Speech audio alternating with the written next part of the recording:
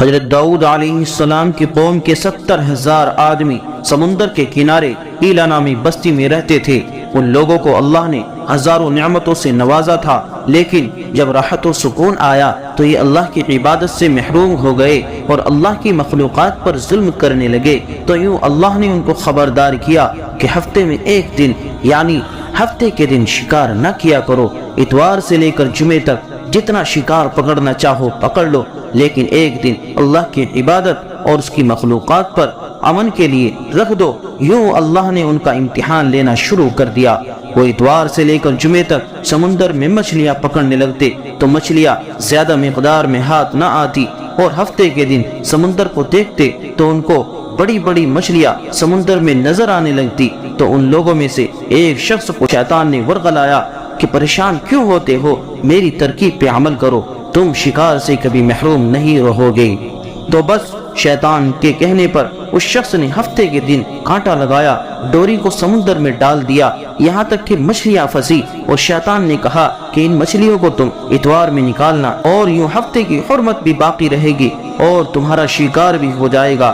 بس شیطان کی بتائی ہوئی ترکیب پہ ہفتے کے دن مچھلی پھنسی رہی اور اس کو اتوار کے دن نکالتا اور اس کو خوشی سے کھاتا۔ جب آس پاس کے لوگوں نے پوچھا تو ان کو بھی یہی ترکیب بتانے لگا، اور یوں اس قوم کے کچھ لوگ ہفتے کے دن مچھلیاں پکڑنے کے لیے جال پھینکتے اور اتوار کے دن نکالتے۔ کچھ نے تو سمندر میں نالیاں بنا کے چھوٹے چھوٹے تالاب بنا لیے تھے، گڈھے بنا لیے تھے، تاکہ ہفتے کے دن جیسے ہی مچھلیاں یہاں سے گزریں گی تو اس تالاب میں پھنس جائیں گی، اور ہم اتوار کو ان مچھلیوں کو نکال کر پکا کر کھائیں گے۔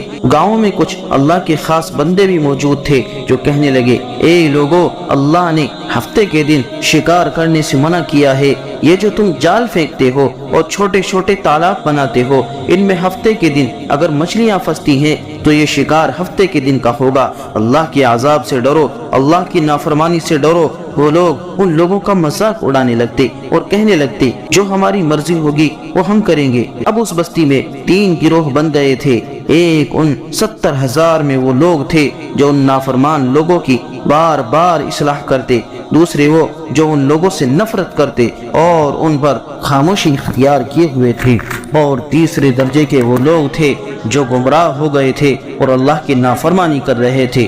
یوں نیک بندوں نے اس بستی کے بیچ میں سے دیوار کو کھڑا کیا اور یہ حکم نافذ کیا کہ اللہ کی نافرمانی کرنے والے اس طرف ہو جائیں اور ہم جو اللہ کے فرم بردار ہیں وہ اس طرف رہیں گے۔ وہ نیک لوگ بار بار ان سے کہتے رہے، اے لوگو، اللہ سے ڈرو، قوم سمود، قوم لوط کا جو حشر ہوا اس کو یاد کرو، اللہ کی نافرمانی نہ کرو، ورنہ تم پہ بھی کوئی اللہ کا عذاب آئے گا۔ اور وہ سارے نافرمان جن کی تعداد تقریباً 12,000 تھی، وہ سب ہنستے رہے اور کہتے رہے کہ یہ سب کتابی باتیں ہیں، ہم پہ کوئی عذاب نہیں آئے گا۔ بس جیسے ہی وہ گروہ 2 حصوں میں تقسیم ہو گیا، ایک وہ جو اللہ کے فرم بردار بندے تھے وہ دیوار کے اس طرف تھے، دوسرے وہ جو اللہ کے نافرمان بندے تھے وہ دیوار کے اس طرف تھے۔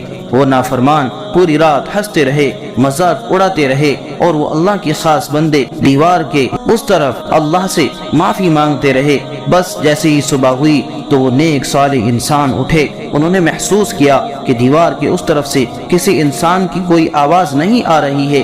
جیسے ہی دیوار کی اس طرف چڑھ کے دیکھنے لگے تو وہ سارے کے سارے وہ لوگ بندر کی شکل میں تبدیل ہو چکے تھے اور سب بندروں کی حرکت کو انجام دے رہے تھے۔ وہ جو صالح لوگ دیوار کے اس طرف سے ان بندروں کو دیکھنے لگے، ان صالح لوگوں میں سے جو ان کے رشتہ دار تھے، انہوں نے ان بندروں کے کپڑوں سے اپنے اپنے رشتہ داروں کو پہچانا اور چیخ مار کے رونے لگے، اللہ سے معافی مانگنے لگے۔ لیکن اللہ کا عذاب جب آتا ہے تو وہ آکے ہی رہتا ہے۔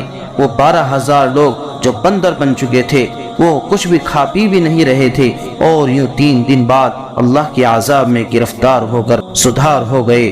اللہ ان بندوں کو پسند نہیں کرتا جو اللہ کی نافرمانی کرتے ہیں۔ اے اللہ ہم سب کو اپنا نافرمان بندہ بننے سے بچائے اور ہم کو ایسا بنا جیسا تو ہم کو دیکھنا چاہتا ہے۔